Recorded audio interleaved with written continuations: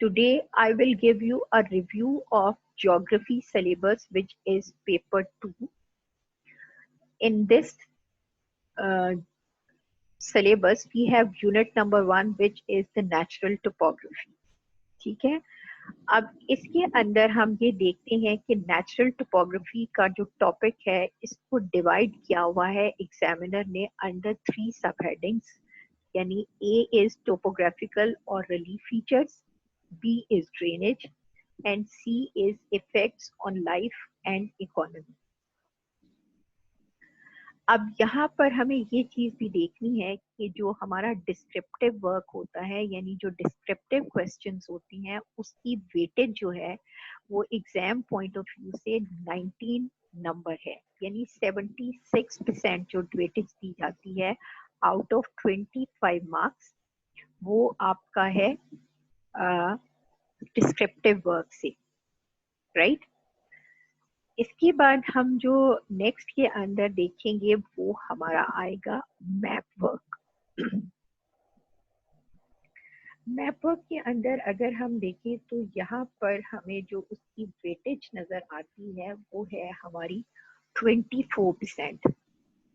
इसका मतलब क्या है? इसका मतलब ये है कि जो आपसे 20 आउट ऑफ 25 मार्क्स जो आपके क्वेश्चंस पूछे जाएंगे मैप वर्क से रिलेटेड, वो मे बी 5 to 6 मार्क्स का क्वेश्चन हो सकता है। अब हम जरा चैप्टर के बारे में बात कर लेते हैं कि टोपोग्राफिकल और रिलीफ फीचर क्या है। What does topographical term mean? Topographical basically it's a term which is used for the to describe the features of land। ठीक है बेटा, अब आप में से किसी ने अपना माइक ऑन किया हुआ है, प्लीज माइक्स ऑफ कर दें ताकि आपको मेरी आवाज क्लियर नजर आए, क्लियर सुनाई दे। ठीक है जी। सो हम यहाँ पर देखते हैं कि topographical features of the land. Pakistan बिल्कुल वैसे ही जैसे कि हम फेस ऑफ लैंड के बारे में जब हम बात करते हैं तो इसका मतलब फीचर्स ऑफ लैंड की हम बात कर रहे होते हैं। बिल्कुल ह्यूमन फीचर्स की तरह, जैसे हमारे फेस के फीचर्स में नोज, आईज, लिप्स होती हैं, इसी तरह लैंड के फीचर्स के अंदर माउंटेन्स, डेजर्ट्स, प्लेट्यूज और प्लेन्स जो हैं वो शामिल हैं। So in this chapter when we will go through the topographical features of mountains, तो इसमें हमारे पास जो पाकिस्तान में कौन कौन से माउंटेन्स हैं वो हैं western mountains, then northern mountains, after the northwestern mountains and then northern mountains. When we will talk about the western mountains, the ranges are Safedko Range, Waziristan Hills, Suleiman Range and Kirthar Range. While in northwestern mountains, there are Hindu Kush Range. In northern mountains, we have two ranges, which are the Karakoram, the Himalayas. And Himalayas are further subdivided into Central Himalayas, Lesser Himalayas, and the Siwaliks. इसके बाद हमारा जो next सब topic आता है वो है drainage. What does drainage mean? Drainage is mean the disposal of water through artificial or natural ways. So when we will talk about drainage, इसका मतलब क्या है कि हम disposal of water की बात कर रहे हैं जो कि natural ways की सूरत में होगा, यानी हमारे rivers इसके अंदर शामिल होंगे, और अगर artificial ways हैं तो canals इसके अंदर जो है included होंगे। Then we will talk about effects on life and economy. इसका मतलब ये है कि how topographical features affects our lives and economy in different areas, जैसे कि माउंटेन्स हैं या डेजर्ट्स हैं। अब हम बात कर लेते हैं नेक्स्ट फीचर ऑफ लैंड की, जो कि हैं डेजर्ट्स। डेजर्ट्स के अंदर we have Haran desert in Balochistan, Thar desert in Sindh and Thal Desert in Punjab. We have also two plateaus, Balochistan plateaus, and Potwar plateau. Then we will talk about the plain or Indus plain eh, covers the whole Pakistan. So upper Indus plain and lower Indus plain, we are living in Punjab, so we are a part of upper Indus plain, while Sindh included in lower Indus plain. So this was a review of the chapter कि इस chapter के अंदर जो है वो examiner ने किस तरह से डिवाइड किया हुआ है इसको सब टॉपिक्स के अंदर।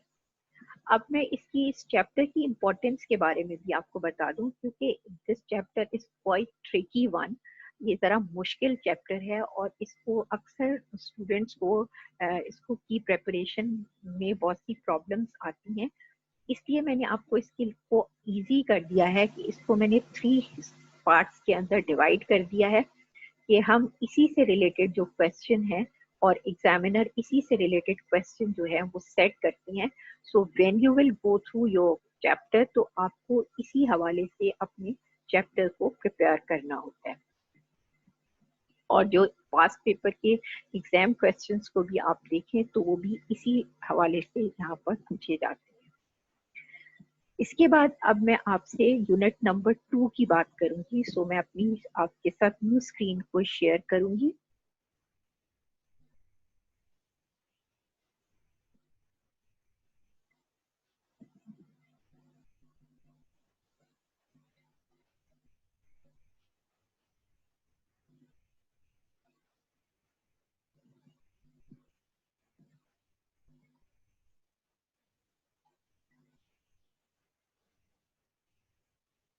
जी 1 मिनट में मैं आपको दिखाती हूँ आपकी न्यू स्क्रीन।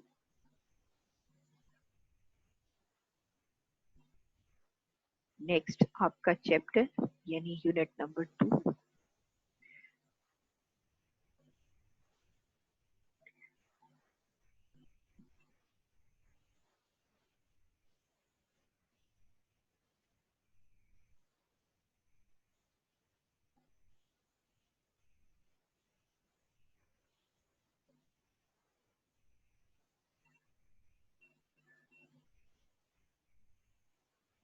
जी आपको मेरी स्क्रीन नजर आ रही है यूनिट नंबर 2 की बेटा? Yes miss. आपकी बुक के अंदर ये चैप्टर दिया हुआ है unit number 2 which is climate.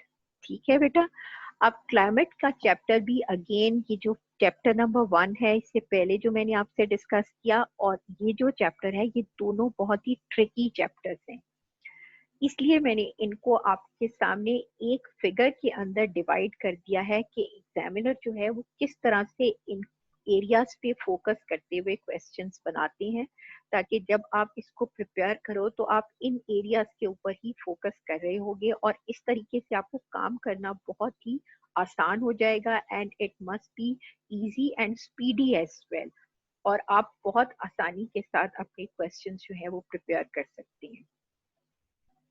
अब इस चैप्टर के अंदर क्लाइमेट के अंदर जैसे कि हमने टोपोग्राफी की बात की थी, तो हमने वहाँ पर बात की थी कि माउंटेनियस एरिया की बात कर रहे थे, तो बिल्कुल वैसे ही यहाँ पर according to features of land हमने क्लाइमेटिक जोन्स बना दिए हैं। यानी A is highland climate which is related to, जो हमने पहले पढ़ा था, माउंटेनियस एरिया से रिलेट करता है। बी इज लोलैंड क्लाइमेट जो कि प्लेन एरियाज को डील करता है। C is coastal climate, which are coastal areas of Pakistan, and D is arid climate, right? Arid climate यानी जो हमारे desert areas के साथ relate करता है। अब जब हम क्लाइमेट की टर्म यूज करते हैं तो हमें ये पता होना चाहिए कि 4 climatic elements are, ठीक है, which makes a climate, और इसके 4 climatic element जो है वो है temperature number 1, number 2 rainfall, number 3 pressure and wind, यानी ये दोनों जो है because it supports to each other, इसी की वजह से जो है चेंज आती है, तो इसलिए हमने इन दोनों को यहाँ पर इकट्ठे मर्ज किया हुआ है, but total are 4 climatic elements.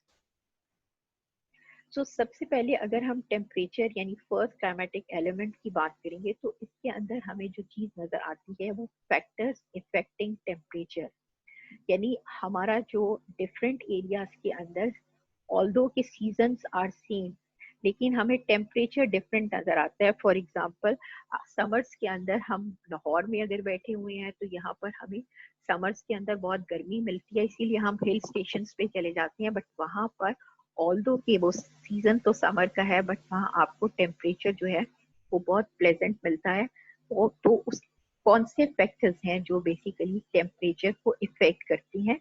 So these are four important factors which are latitudinal, continental effect, altitude and temperature, and then latitude and the angle of sun.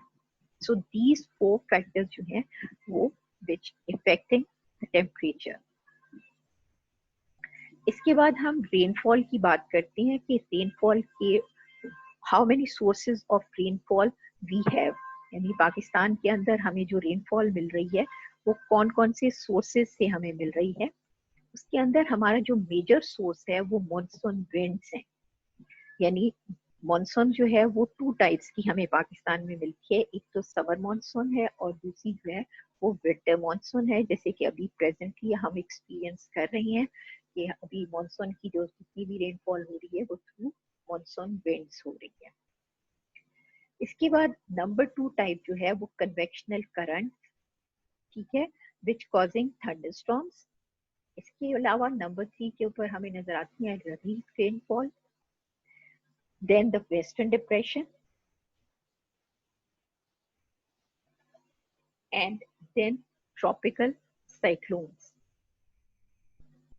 इसके साथ ही साथ हम यहाँ पर बात करेंगे रेनफॉल की effectiveness of rainfall and then winter precipitation advantages and disadvantages. So इस तरीके से हम जो अपना टॉपिक है उसको कवर करते हैं, रेनफॉल की टॉपिक को, and after that effects of climate on life and economy, यानी क्लाइमेट जो है वो किस तरह से हमारी लाइफ और इकोनॉमी को इफेक्ट करता है उसके बारे में भी हम यहाँ पर इस चैप्टर के अंदर एक सेपरेट सब हेडिंग के में पढ़ रहे होते हैं। और जैसे कि यहाँ पर हमने पहले कहा कि according to four climatic zones we are going through the effects on life and economy, जैसे कि zone A, zone B, zone C and zone D. इसके बाद हम क्लाइमेटिक हैजर्ड्स की बात करते हैं which are floods, and when we will go through this climatic hazards यानी फ्लड्स को हम पढ़ेंगे तो उसके अंदर causes of floods, then natural and human causes. इसके बाद हम इसके इफेक्ट्स, प्रिकॉशंस एंड बेनिफिट्स की भी बात करेंगे और इसी से रिलेटेड जो एग्जाम क्वेश्चन है वो आपसे पूछे जाते हैं। फिर उसके बाद हम सेकेंड क्लाइमेटिक हैजर्ड यानी स्टॉर्म्स एंड देन ड्राउट्स। अब इसकी टाइप्स भी हैं, परमानेंट ड्राउट है, सीजनल ड्राउट्स हैं, इनविजिबल ड्राउट्स हैं, अनप्रिडिक्टेबल ड्राउट्स हैं। इसी के कॉजेज क्या हैं, नेचुरल कॉजेज और ह्यूमन कॉजेज, और इसके बाद उसके effects and then the drought management. So इस तरीके से हम इस पूरे चैप्टर को कवर करते हैं जो कि हमारा यूनिट नंबर 2 है। और एग्जामिनर जो है वो इस तरीके से आपके साथ जो है वो शेयर करता है चीजों को। अब मैं आपके साथ नेक्स्ट यानी यूनिट नंबर 3 की स्क्रीन को शेयर करूंगी।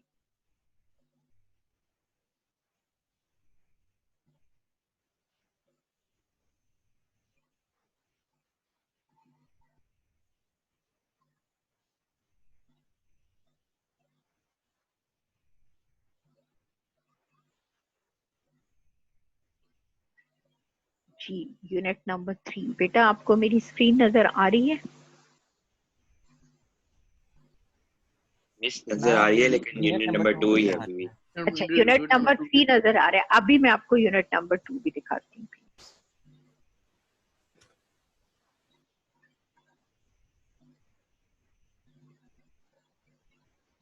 जी बेटा, अब आपको यूनिट नंबर 3 नजर आ रहा होगा।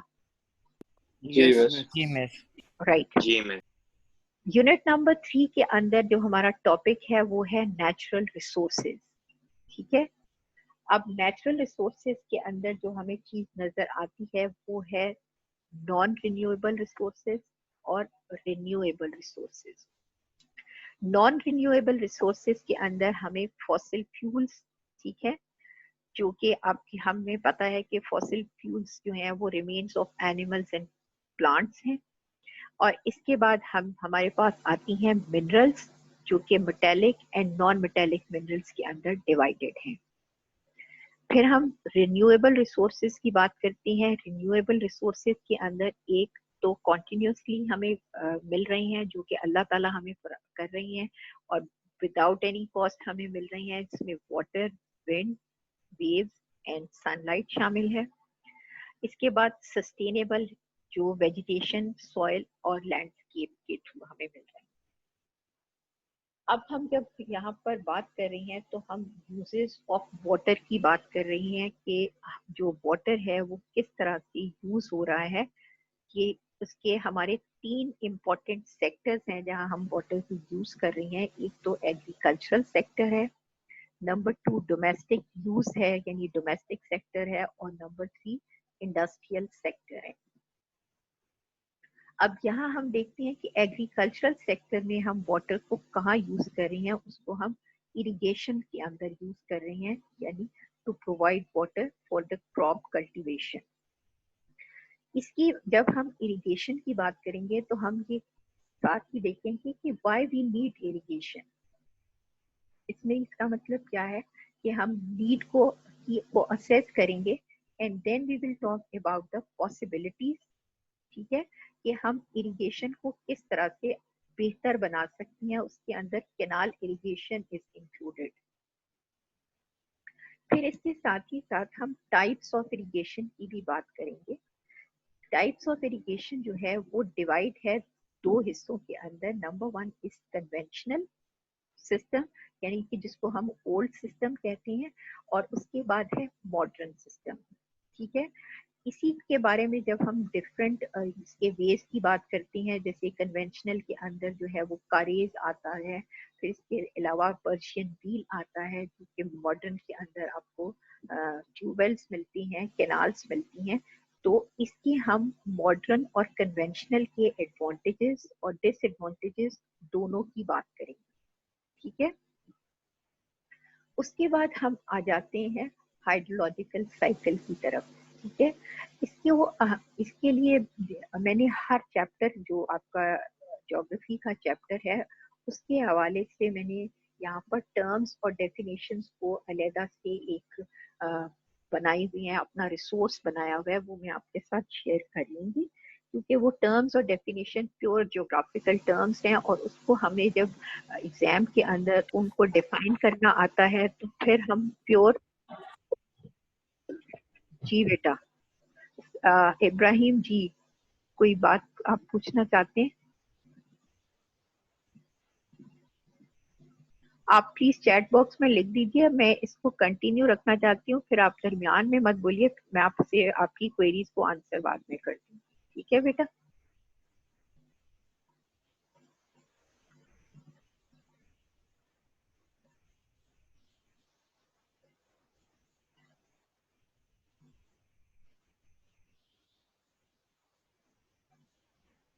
वेलकम जी। Okay, then terms and definition के बारे में वो मैं आपके साथ बाद में शेयर करूंगी, अभी मैं आपको ये रिव्यू पहले दे देती हूँ।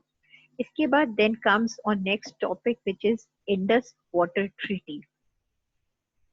According to Indus Water Treaty, we made 2 large dams. इसके अंदर मंगला और तरबेला शामिल हैं, and then the barrages as well, जो कि चश्मा बराज है, रसूल बराज है, मंगला है, कादराबाद है, and then canal canals as well, जिसको यहाँ पर मैंने लिस्ट आउट भी किया है आपके लिए, राइट, यानी डिफरेंट कैनाल्स हैं। So it these information comes under Indus Water Treaty.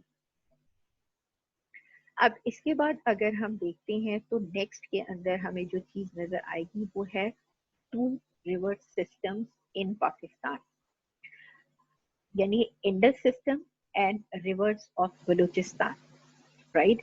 अब हम इन रिवर सिस्टम्स की इम्पोर्टेंस के बारे में भी बात करेंगे, क्योंकि इसके हवाले से भी हमें एग्जाम क्वेश्चन पूछे जाते हैं। Then comes on diseases of land, कि लैंड की जो है वो डिजीजेस क्या होती हैं। मगर इससे पहले मैं थोड़ा सा आपको इंडस सिस्टम के बारे में बता देती हूँ। जो अभी हमने रिवर सिस्टम की बात की, तो इंडस सिस्टम जो है उसके अंदर ईस्टर्न ट्रिब्यूटरीज और वेस्टर्न ट्रिब्यूटरीज जो है वो शामिल हैं। ईस्टर्न ट्रिब्यूटरीज के अंदर Sutlej, river Ravi, Chenab and Jhelum included है, जबकि वेस्टर्न ट्रिब्यूटरीज के अंदर हमें river Swat, Kabul, Tochi, Kurram, Gomal and Soan river जो है वो नजर आता है। और ये जो वेस्टर्न हमारी ट्रिब्यूटरीज हैं, ये जो है ये carries much water during summer, जबकि ये हमारे जो हैं ये लार्ज रिवर्स हैं। और ये हमारी जो है काबुल तो हमारा लार्ज रिवर है, लेकिन यहाँ पर आपको जो much more water you will find during summer season, क्योंकि मेल्टिंग ऑफ स्नो जो है वो बेसिक इनका सोर्स होता है रिवर का। तो यहाँ पर आपको ज्यादा वेलोसिटी ऑफ रिवर जो है समर के अंदर ज्यादा मिलती है। इसके बाद हम यहाँ पर बात करेंगे जो वाटर लॉगिंग और सेलेनिटी की। Water logging and salinity, these are two diseases of land. और इसके बारे में जब हम बात करते हैं तो इसकी कॉजेस, उसके इफेक्ट्स और उसके सोल्यूशन की बात करेंगे। और फिर इसके बाद हम water as a resource of economic development, ये एनालिटिकल क्वेश्चन हो सकते हैं। जैसे मैंने आपको शुरू में जब आपके साथ सिलेबस के बारे में डिस्कस कर रही थी, तो मैंने आपको कहा था कि 6 मार्क क्वेश्चन जो होता है वो it must be a part of all questions. तो जो लास्ट पार्ट होता है वो 6 मार्क्स होता है, तो उसके अंदर such type of analytical question जो है वो आपको मिल सकती हैं, यानी मैनेजमेंट ऑफ वाटर रिसोर्सेज के हवाले से या वाटर स्टोरेज के हवाले से। फिर इसी में वाटर सप्लाई इश्यूज भी शामिल हैं, यानी इंटरनेशनल इशू क्या है, प्रोविंशियल इश्यूज क्या है, उसकी भी हम बात करेंगे। और मैप वर्क के अंदर जो आप जब आप बात करते हैं तो उसमें आपको मैप वर्क जिस पे फोकस करना है वो आइडेंटिफिकेशन ऑफ लार्ज डैम्स हैं, विराजेस हैं, eastern and western tributaries of Indus है। तो इसके ऊपर भी आपने बात करनी है। आपकी जो एक बुकलेट मैंने बनाई हुई है, यानी वर्क बुक ज्योग्राफी की भी मैंने खुद कंपाइल की हुई है, जो कि मैप वर्क से रिलेटेड है, वो भी मैं आपके साथ शेयर करूंगी।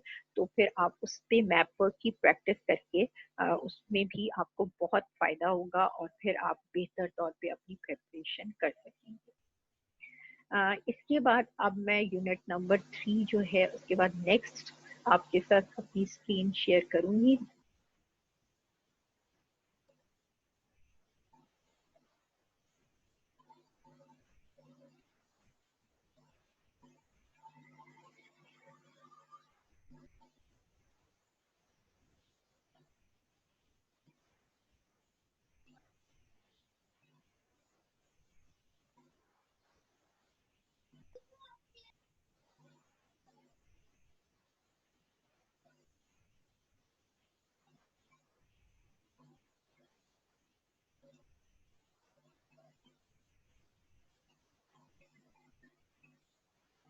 जी बेटा, अभी मैं थोड़ी सी देर में आपके साथ नेक्स्ट अपनी शेयर कर रही हूँ स्क्रीन।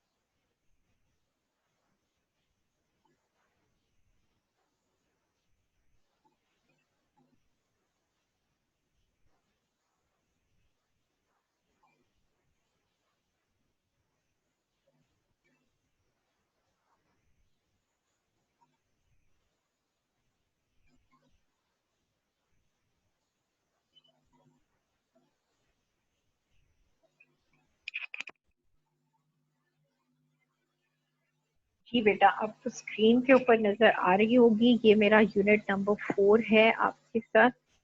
नजर आ रहे हैं आपको स्क्रीन पर बेटा? जी मैम। ओके जी। यूनिट नंबर 4 जो है ये आपका है फॉरेस्ट के बारे में।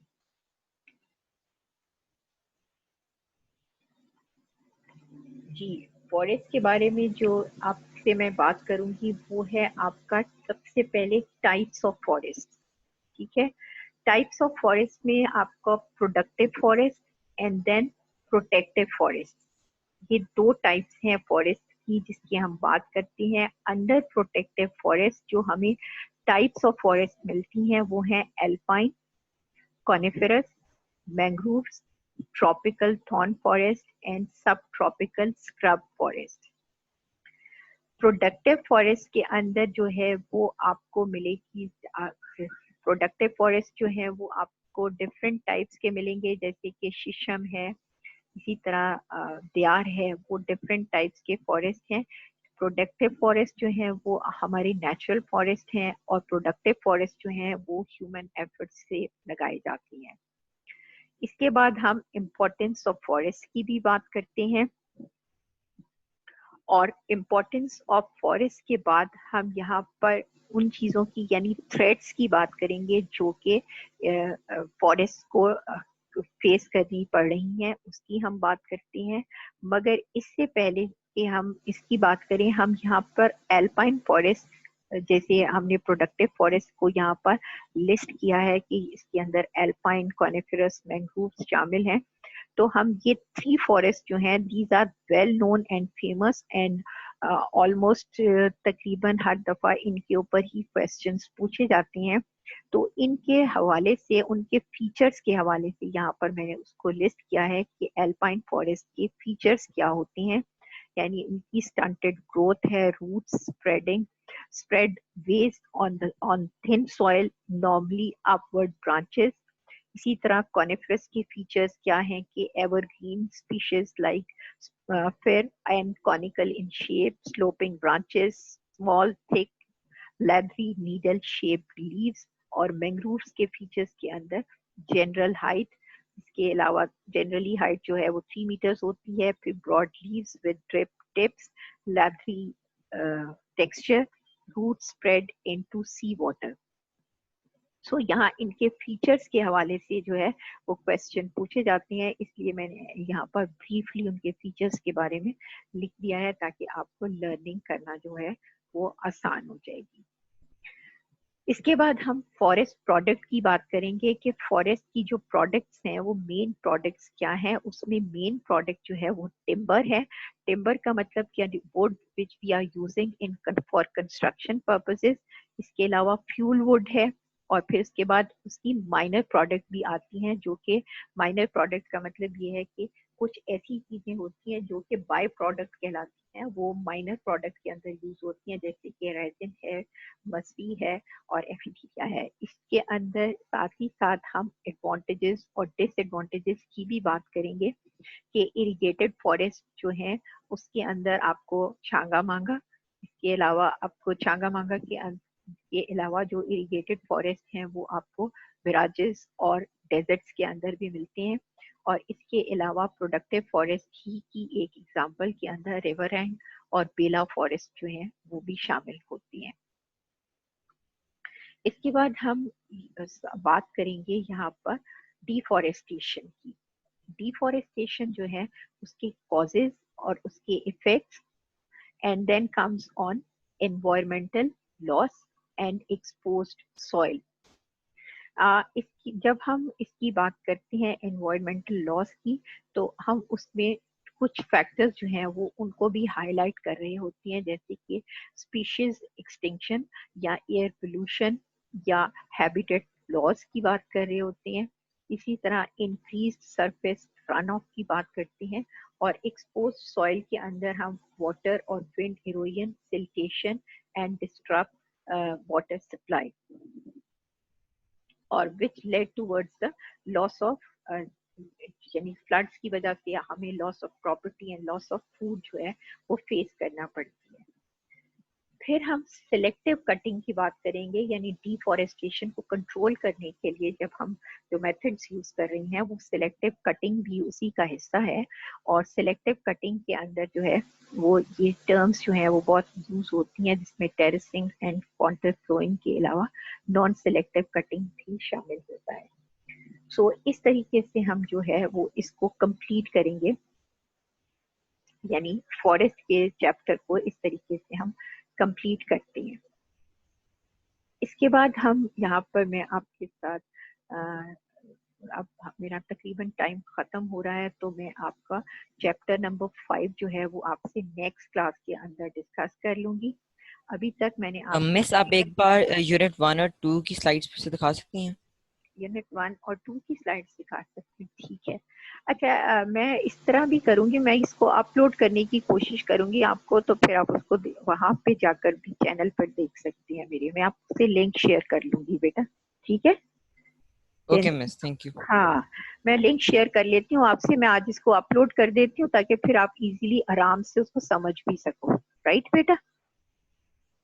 सो अभी फिर आज ओके की, ओके बेटा, तो फिर आज की क्लास को मैं यहाँ पर खत्म करती हूँ और नेक्स्ट क्लास के अंदर मैं यूनिट नंबर 5 जो है वो आपके साथ डिस्कस कर लूंगी। राइट?